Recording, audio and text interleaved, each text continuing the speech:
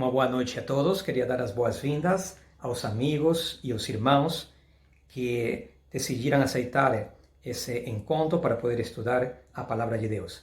Quero te convidar agora para que possamos fechar nossos olhos e conversar com nosso Deus. Oremos.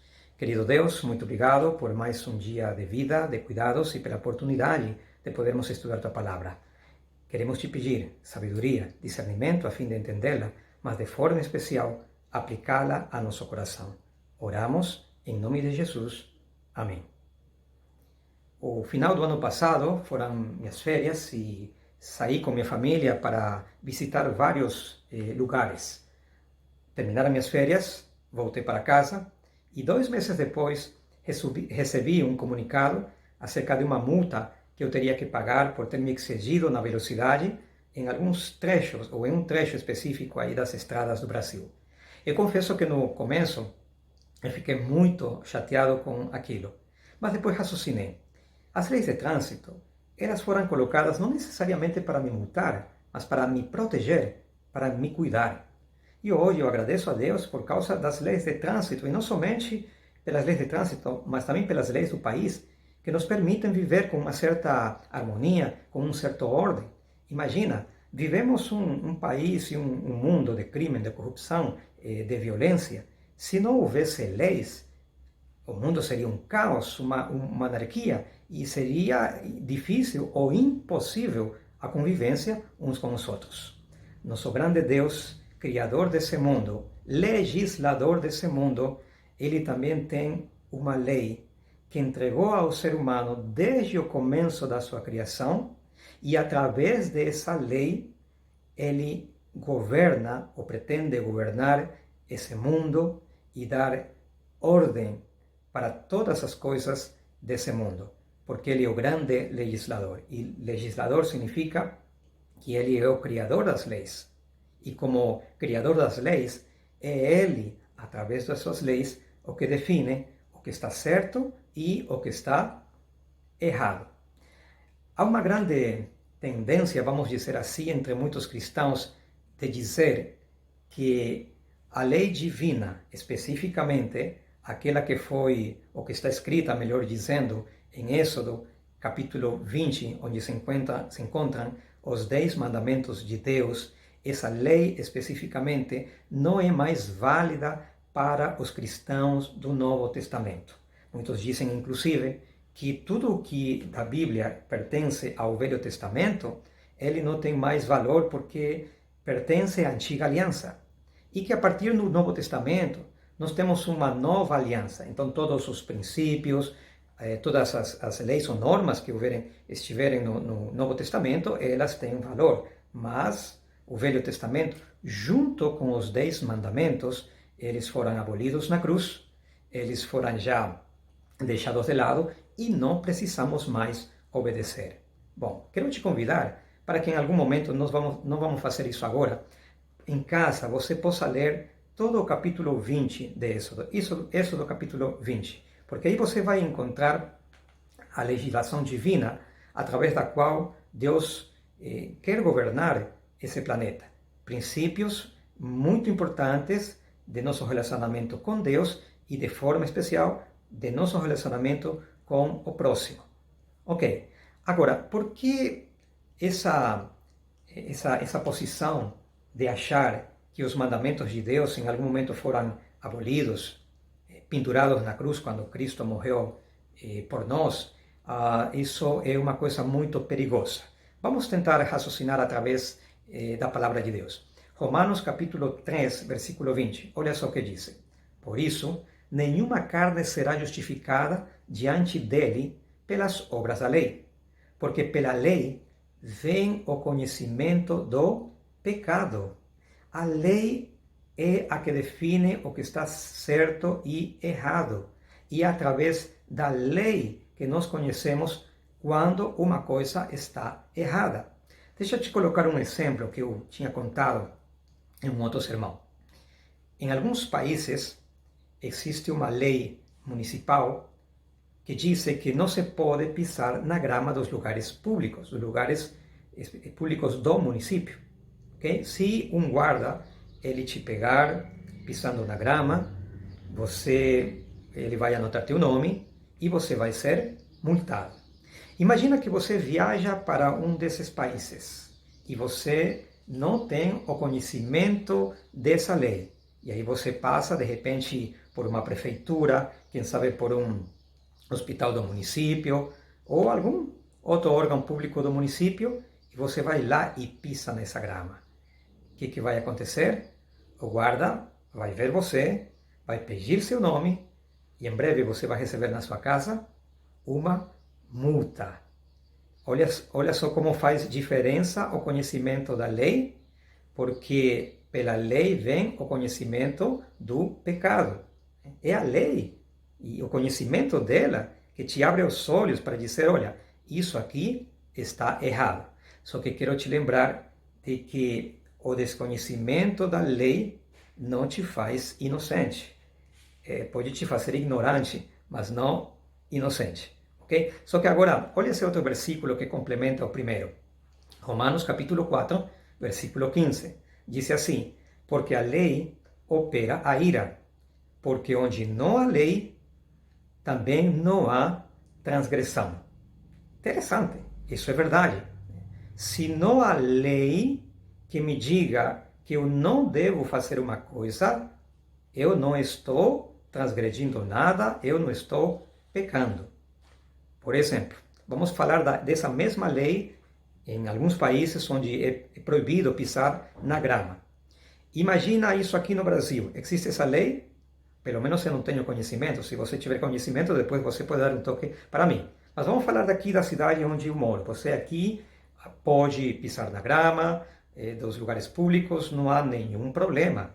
Então eu te pergunto, se eu pisar a grama e tiver um guarda municipal por aí, um policial, e me ver fazendo isso, vai ter algum problema? Não, porque não existe uma lei municipal aqui que diga que não se pode pisar na grama, ok? Porque sem lei, a lei, aliás, me dá o conhecimento do pecado, mas também se não há uma lei a respeito de alguma coisa específica, não há transgressão, não fiz nada de errado. Uma coisa se torna errada quando existe uma lei que me proíbe fazer aquilo. Então, o primeiro ponto que eu quero que entenda é que se não há lei, então não há pecado, não há transgressão. Agora, olha só esse segundo ponto importante. Romanos capítulo 6, versículo 23. Diz assim, porque o salário do pecado é a morte, mas o dom gratuito de Deus é a vida eterna por Cristo Jesus, nosso Senhor. Então tá, vamos raciocinando o primeiro ponto. Se não há lei, isso significa que não há pecado. Agora, se não há pecado, isso significa que não deveria de haver o quê? Morte. Porque o salário ou a paga do pecado é a morte. Mas vamos para um terceiro ponto. Olha só no livro de 1 Timóteo, capítulo 6, e o versículo 16. Diz assim, falando de Deus, aquele que tem, ele somente, a imortalidade e habita na luz inacessível, a que nenhum dos homens viu, nem pode ver, ao qual seja honra e poder sempiterno. Amém. Esse versículo é claro em dizer que somente Deus possui imortalidade. Então vamos ao primeiro ponto. A Bíblia diz de que se não há lei, então não há pecado. Se não há pecado, isso significa que não há ou não deveria existir a morte. E se não há morte, isso significa que eu, ser humano, deveria ser o quê? Imortal. Só que aqui tem um problema. A Bíblia diz que o único que possui imortalidade é Deus. Mas quando eu digo que eu posso viver mesmo depois da morte, ou que eu continuo vivendo mesmo depois da morte, mesmo que seja em forma de uma alma imortal, como muitos acreditam, alguma espécie de espírito imortal, ok? Eu estou dizendo, sim, que sou imortal, mas também estou dizendo que eu possuo esse mesmo atributo de Deus e que, por consequência, eu sou Deus. Olha só como isso é perigoso.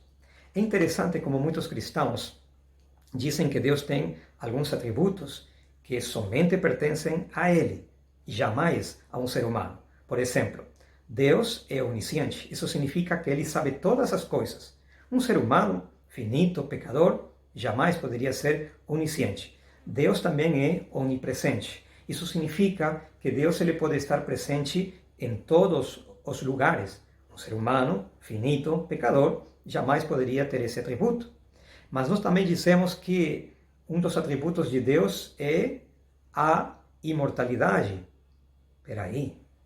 Se ele é um atributo de Deus e ele somente pertence a Deus, como posso dizer que esse atributo divino, ele pode também pertencer a mim, mesmo que for em forma de uma alma imortal? Então, eu quero que entenda como é perigosa a ideia de dizer que a lei de Deus não é mais válida para nosso tempo e que ela foi abolida na cruz. Porque esse primeiro erro, ele pode me levar a esse segundo erro no raciocínio. Entendeu? Eu digo assim, não existe lei, ou foi abolida. Portanto, eu teria que dizer também de que não existe o pecado. Né? E vocês vão ver daqui a pouquinho o porquê. E se não existe o pecado, então não existe a morte. Se não existe a morte, eu sou imortal. E se eu sou imortal, então eu deveria ser Deus. Ok? Mas vamos ver o que diz a palavra de Deus sobre isso e qual que é a realidade. Vamos para o livro de Gênesis agora, capítulo 2, versículos 16 e 17. Diz assim: E ordenou o Senhor Deus ao homem, dizendo: De toda a árvore do jardim comerás livremente, mas da árvore do conhecimento do bem e do mal, dela não comerás, porque no dia em que dela comeres, certamente morrerás. Aqui está a primeira vez que Deus entregou ao primeiro casal criado por Deus a sua lei, os seus mandamentos. Nessa regra simples como está aí, uma proibição, como muitos falariam, é simples, se encontram incluídos todos os 10 mandamentos, assim como estão em Êxodo capítulo 20. Já vamos nesse raciocínio. Agora, eu quero que veja, em primeiro lugar aqui, os dois lados da lei. Quais são esses dois lados? O lado da bênção e o lado da maldição. Normalmente, quando eu pergunto a alguém em que consistiu a ordem de Deus dada a Adão e Eva, depois que eles foram criados, muitos dizem assim, bom, a ordem de Deus foi, olha, não comam da árvore do conhecimento do bem e do mal, porque se vocês comerem, vocês vão morrer. Mas você acabou de ler que essa ordem ela não começou assim. Ela começou dizendo assim, olha, comam de todas as árvores que eu comi, dos frutos das árvores que eu comi. Aqui está tudo à disposição de vocês. É manga, pera, uva, banana, maçã, inclusive jaca. Não é verdade? Comam à vontade. Ok? Percebe que o mandamento de Deus, ele começa com uma bênção. A bênção de que eles poderiam desfrutar de tudo quanto ele criou nesse mundo. E só depois vem a maldição. Primeiro, Deus disse, olha, comam de tudo quanto eu criei aqui de árvores são para vocês. Mas tem uma árvore aqui que se chama a árvore do conhecimento do bem e do mal. Essa árvore me reservo para mim. Dessa aqui, vocês não vão comer, porque o dia em que vocês comam dessa árvore, vocês vão morrer. Te explico. Imagina que você está com sua moto ou com seu carro na frente de um semáforo no vermelho. Nesse momento, você pode fazer duas escolhas. Você pode decidir que vai parar e respeitar o que o semáforo vermelho diz, que ele está dizendo é para, ou você pode decidir que vai continuar em frente. Te pergunto, se você decidir que vai continuar e não vai obedecer o semáforo em vermelho, te pergunto o que vai acontecer? Provavelmente você vai receber uma multa, se existir talvez um radar ou um policial por perto. Também pode acontecer de que você bata em outro carro e tenha prejuízos materiais para outro carro e para você mesmo. Também pode ser que você ocasione um acidente onde uma pessoa fique ferida ou você mesmo se fira. Você percebe quantas coisas você tem a perder quando você toma a escolha, ou faz a escolha de seguir o semáforo no vermelho, quer dizer, de não obedecer à lei? Mas te pergunto, se você decidir que você vai parar no semáforo no vermelho, o que vai acontecer?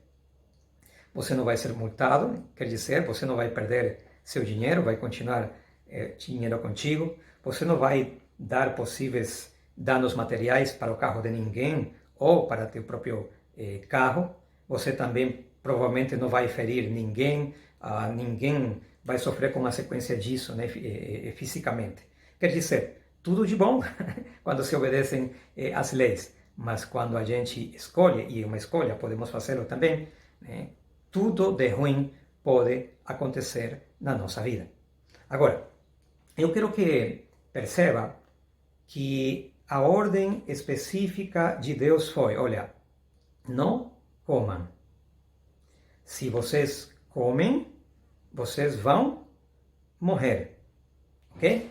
Em outras palavras, Deus estava dizendo para Adão e Eva, obedeçam o que eu estou dizendo agora para vocês e, como consequência disso, vocês vão viver. Vocês vão continuar vivendo, né, com todas as bênçãos que eu dei para vocês. Fazendo o parênteses novamente, vocês sabiam que nessa ordem simples, Deus entregou todos os seus mandamentos? Vamos tentar raciocinar. Primeiro, a árvore do conhecimento do bem e do mal foi uma árvore que Deus reservou para si e disse para Adão e Eva, não toquem nela, né? Não peguem, não comam dela, essa árvore me pertence. E, vocês sabem, depois eles decidiram comer dessa árvore, pegaram de uma árvore que pertencia a Deus. Agora te pergunto, como se chama quando alguém pega uma coisa que não lhe pertence? Isso te lembra algum dos mandamentos de Deus? Com certeza, não matarás. Te pergunto, quem que era o pai por criação de Adão e Eva? Deus, com certeza. Como se chama, ou a que mandamento estamos nos referindo quando um filho decide desobedecer o que o pai pede?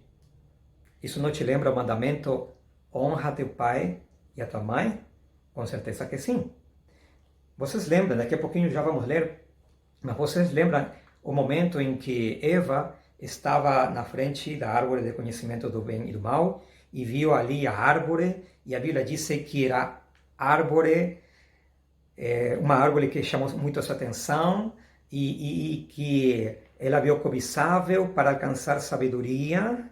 E nesse momento em que ela olha e que vê esse fruto bonito, especial, que chama a sua atenção, que mandamento vocês acham que nesse momento ela transgrediu? Isso mesmo, não cobiçarás. Em algum momento da conversa que ela teve com Satanás, em forma de serpente na árvore, Satanás disse, comam, porque se vocês comem, vocês vão ser como Deus. E quando Adão e Eva aceitam comer, ou decidem comer, com essa prerrogativa, vamos dizer assim, de que seriam como Deus, te pergunto, que mandamento eles transgrediram? Sim, esse mesmo. Não terás outros deuses perante mim. Bom, e se você quiser analisar todo o restante dos mandamentos, vocês vão ver que nessa ordem simples, que até parece uma ordem inocente, aí estavam todos os mandamentos de Deus. Voltemos para o versículo número 17. Deus disse, não comam. Se vocês comem, vocês vão morrer. Talvez tentando colocar de outra forma. Obedeçam o que eu disse para vocês, o que estou pedindo para vocês. E se a pressuposição é de que nessa ordem simples, aí estavam todos os mandamentos de Deus, Deus estava dizendo, obedeçam minha lei. Porque quando vocês obedecem minha lei, é só bênção para vocês. Se vocês obedecerem minha lei, vocês não vão morrer. Mas se vocês desobedecerem minha lei, a consequência disso é que vocês vão morrer.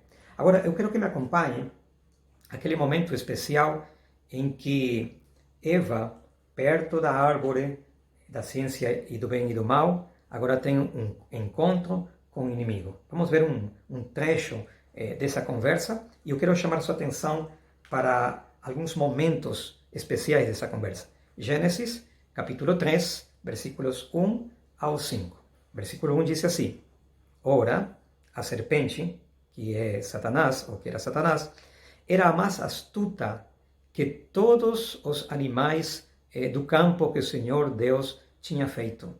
E esta disse à mulher: É assim com que Deus disse: Não comereis de toda a árvore do jardim? Versículo 4.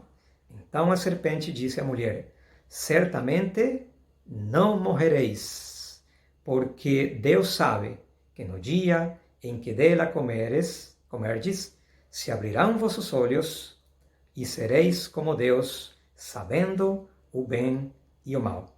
Olha como Satanás chama a atenção de Eva para que ela possa entrar aí na conversa com ele. Ele começa dizendo assim: com que Deus disse que vocês não podem comer de toda a árvore. A tendência que o ser humano tem de corrigir as coisas que os outros falam quando a gente sabe que está errado, ou que o outro está errado, é muito grande. E quando Satanás aparentemente está falando aí uma coisa contraditória à informação que ela sabe, né? Porque Deus disse, Deus não disse, vocês não vão poder comer de nenhuma árvore. Né? Ela sabia que essa era a informação certa. E aí Satanás joga uma informação diferente e imediatamente, por essa tendência natural de querer corrigir os outros, né? Imediatamente ela vai e corrige e diz: não é assim que Deus disse, né? Que não podemos comer de toda árvore. Né? Se vocês leem o versículo 2 e 3, vocês vão perceber isso. Ok? Bom, imediatamente depois, no versículo 4, Satanás afirma para Eva de que se ela comesse, ela não iria morrer. Ok? Mas que muito pelo contrário, se ela comesse, seria como Deus. Agora, eu quero que veja a implicação da afirmação de Satanás para Eva. Né? Ela disse assim: olha, vocês não vão morrer. Agora, para que entendam o contexto ou a implicação e a profundidade dessas palavras, vamos voltar para Gênesis, mesmo que estejamos sendo redundantes. Deus disse claramente para Adão e Eva: não comam da árvore. Obedeçam o que eu estou pedindo para vocês. Obedeçam minha lei, obedeçam meus mandamentos, porque dessa forma vocês vão viver. Se vocês decidirem desobedecer meus mandamentos, vocês vão morrer.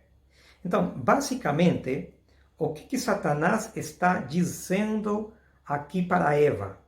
Basicamente, quando ele disse: vocês não vão morrer, ele, mesmo que de forma indireta, está dizendo para Eva: comam.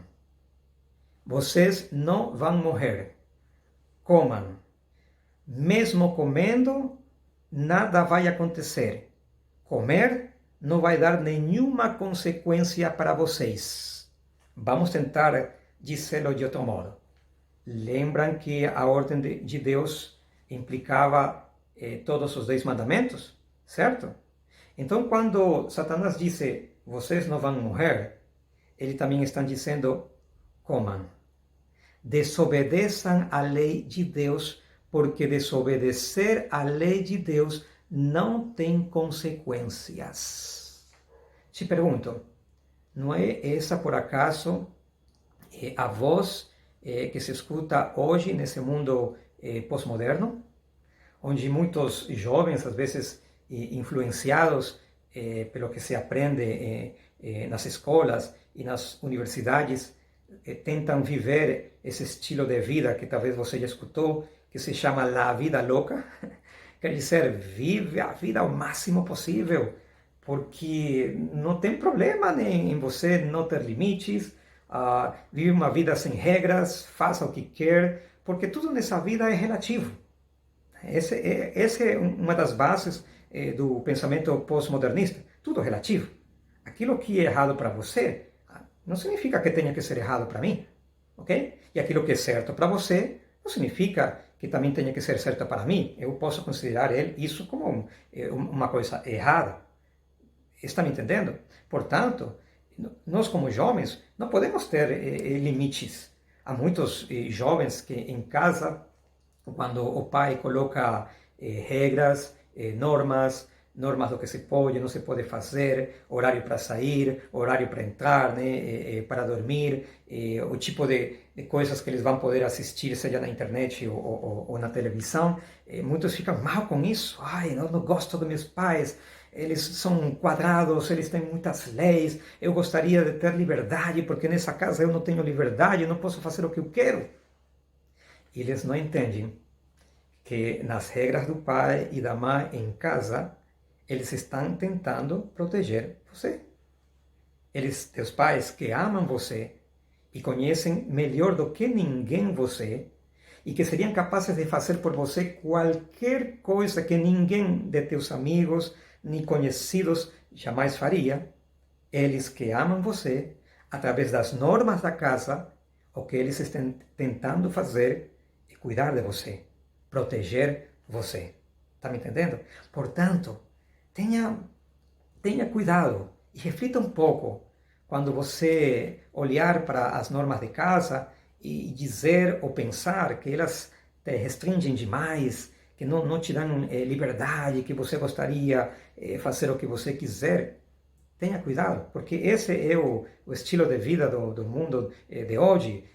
Vamos viver a vida sem limites, porque mesmo vivendo do jeito que eu quiser, não há consequências, não vai ter nenhum problema comigo. Percebe que essa é a voz da serpente no Jardim do Éden, que ainda ecoa em nossos dias. Foi ela que disse para Adão e Eva: desobedeçam os mandamentos de Deus. Desobedecer os mandamentos de Deus não tem consequências. Fiquem à vontade, vivam a vida louca. Vivam do jeito que vocês quiserem, aproveitem ao máximo. Por isso vocês são jovens, por isso vocês têm energia, e os jovens não podem dar limites, têm que fazer o que quiserem. Muitos vivem essa vida de querer viver ao máximo, com prazeres, diversões. E às vezes não se pensa que muitas dessas coisas fazem sofrer os pais, a esposa, o esposo, e também acabam machucando a gente mesmo. Agora, eu quero que perceba mais uma outra implicação dessa conversa que teve Satanás com Adão e Eva. Olha só o versículo 5. Porque Deus sabe que no dia em que dele comerdes, se abrirão os vossos olhos e sereis como Deus, sabendo o bem e o mal. Qual era a sugestão que Satanás estava dizendo, né, de sugestionar Adão e Eva, ou a Eva, especificamente nesse momento? Sereis como Deus. Não necessariamente a implicação aqui era sereis como Deus no sentido, talvez, de ser onisciente, de ser onisciente ou onipresente ou algum outro atributo, mas no sentido de ser conhecedores do bem e do mal. Entenda, no começo do tema, eu comecei dizendo que Deus é o grande legislador desse mundo. Um legislador é aquele que cria leis, e são as leis que definem o que está proibido e o que não está proibido, o que está certo e o que está errado. E é Deus, como legislador deste mundo, quem define o que devemos fazer, o que não devemos fazer. Uma das sugestões que está implícita na fala de Satanás aqui com Eva é de que seriam como Deus no sentido de conhecer o bem e o mal. Quer dizer, no sentido de que eles mesmos, a sua própria vontade, poderiam definir o que está certo e errado. Vocês não precisam mais de Deus. Tudo é relativo nesse mundo. Não há limites para você. Faz o que você quiser. Não deixa que ninguém te diga o que você tem que fazer. Teus pais estão errados. A igreja, ela tenta só aprisionar você e você tem que ser um jovem livre, um pai, uma mãe livre para fazer o que você quiser. Você que tem que definir o que está certo e errado. A implicação disso também é que quando queremos nos atribuir essa pressuposição, também nós estamos dizendo que somos Deus. Lembram dos versículos lá? E tudo isso começa quando o ser humano decide menosprezar as leis de Deus. Queridos, Deus é o grande legislador desse mundo. É Ele que tem que definir o que está certo, o que está errado. Não nós. E Ele o faz através da sua palavra. E cada vez que eu abro a sua palavra, com humildade, com espírito de oração, já com essa predisposição para escutar sua voz e não minhas ideias preconcebidas, meus preconceitos, Ele vai se comunicar com a gente e vai abrir minha mente para me dizer: Giovanni, esse aqui é o caminho, essa é a forma mais certa de se viver nos relacionamentos com a esposa, com os filhos e com a família. Sabem, eu conheço de muitos jovens que foram cristãos, viveram durante muitos anos participando das atividades da igreja, clube de aventureiros, clube de desbravadores, e às vezes, quando eles começaram a fazer a faculdade, por causa da influência dos amigos e de muitos professores de faculdade, começaram a olhar para a igreja, para a Bíblia, de uma forma diferente.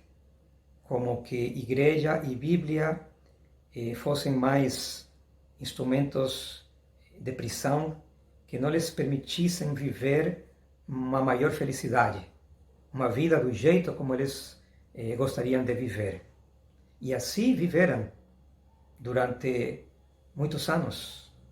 Só que depois desses anos, quando a vida muitas vezes lhes machucou, lhes feriu, eles perceberam que as escolhas que fizeram de se desviar dos mandamentos de Deus, das regras e dos conselhos dos pais, muito longe de dar maior liberdade para eles, o que deu para eles foi escravidão. O que deu para eles foi separação, tristeza, angústia. Está me entendendo? Não será que alguém que está me escutando nesse momento talvez está passando por uma situação assim? Está sentindo ou pensando que a igreja tem muitas regras. A igreja não me permite viver do jeito que eu quero. Meus pais são chatos, são quadrados. E que está pensando talvez abandonar a igreja. Está pensando desistir da sua fé para começar uma vida aparentemente assim, sem regras, sem limites. Para pensar um pouquinho. Será que a falta de limites, a falta de regras dentro de um lar ou dentro de uma comunidade religiosa são sinônimo de verdadeira liberdade? Não será que no final, depois de ter vivido essa aparente vida de liberdade, sem leis, sem regras e sem limites, um dia também você vai descobrir que tudo aquilo na realidade não passa de escravidão? Não será que talvez você que está me escutando nesse momento, talvez você já viveu essa experiência? Um dia pertenceu a essa igreja, né? Foi para o mundo viver uma aparente vida de liberdade, mas no final você se deu mal. E talvez você está até envergonhado de querer voltar, porque pensa que talvez a igreja, os líderes vão ficar olhando com olhos de recriminação, vão ficar olhando para você, talvez com olhos de crítica, dizendo para você, olha, eu já sabia, eu te disse. Que bom que nosso Deus não nos olha desse jeito. E não há coisa, por mais triste que tenhamos feito na nossa vida, coisa mais terrível que tenha acontecido na nossa vida, que Deus não possa perdoar e que Deus não possa restaurar. Então eu quero te fazer um convite para que, independente das escolhas que você tenha feito na sua vida, independente pela experiência que você está vivendo nesse momento, talvez uma experiência de separação, de angústia, de remorso, de culpa, não sei. O Senhor Jesus está dizendo, volta, vamos recomeçar. Satanás, ele tem tentado iludir os seres humanos com essa ideia de que não precisamos de leis, de que todo nesse mundo é relativo. Percebe? Desde o começo da história desse mundo. Ele continua utilizando esse método ainda hoje, nos iludindo e nos fazendo pensar que a verdadeira felicidade está numa vida onde eu posso fazer o que eu quiser. Mas na realidade, a verdadeira felicidade, ou só há a verdadeira felicidade, num lugar onde podemos viver em base a princípios e a normas que nos cercam para nos cuidar e para nos proteger. E Deus quer te dar novamente isso. Deus quer que você volte para recomeçar uma nova vida em Cristo e para que ao recomeçar essa nova vida você possa experimentar o verdadeiro sentido da vida e a verdadeira felicidade. Você não gostaria, por isso, nesse momento, orar ao Senhor, entregar a sua vida a Ele e dizer no seu coração, Senhor, olha minha vida, olha meu passado, mas Senhor, obrigado porque o Senhor me aceita assim como sou. Quero recomeçar, quero me entregar a Ti, quero começar a viver uma nova vida. Vamos orar, vamos fechar nossos olhos e vamos orar. Querido e bondoso Deus que estás nos céus, muito obrigado, porque no seu amor infinito, Senhor, enviou seu Filho amado Jesus, para que pudesse tomar nosso lugar na cruz, que na realidade pertence a nós. Oh Pai, essa noite talvez haverá muitos que se afastaram do Senhor, que tentaram viver uma vida de aparente liberdade e que hoje estão percebendo que na realidade era escravidão. E hoje talvez estão se sentindo mal, estão se sentindo com culpa no coração, remorso, e talvez esse está sendo hoje um empecilho para voltar ao Senhor. Les faça entender, ó Pai, que o Senhor os ama, independente de que tenha acontecido na sua vida, de que não há nada, absolutamente nada que possamos fazer que seja a causa pela qual o Senhor nos deixe de amar. Nada que possamos fazer que o Senhor não possa perdoar. Por isso, Pai, essas pessoas que nesse momento estão escutando Sua palavra e que talvez estão se sentindo dessa forma, o Senhor os abrace, os console e lhes dê a certeza do Teu amor e a certeza de que o Senhor está com os braços abertos para recebê-los, para amá-los e para lhes dar uma vida nova. E para todos aqueles que continuamos nessa caminhada com altos e baixos, às vezes lutando, às vezes querendo desistir, às vezes desanimados, às vezes preocupados, o Senhor continue fortalecendo nossa vida. Que tu Santo Espírito, Senhor, não desistas de nós e continue tocando o coração de cada um. E esse teu Santo Espírito nos anime, Senhor, a continuar em frente, nos preparando para a tua segunda vinda. Abençoa, te peço, cada lar aqui presente. Abençoa nossos filhos, os jovens da igreja, os casais da igreja, a liderança da igreja. E, ó Pai, que mesmo a crise que estamos vivendo, possamos continuar trabalhando para o Senhor, anunciando que nosso Senhor Jesus em breve virá. Oramos em nome de Jesus. Amém. Amém. Que tenha uma boa noite, que Deus te abençoe e será até uma próxima oportunidade.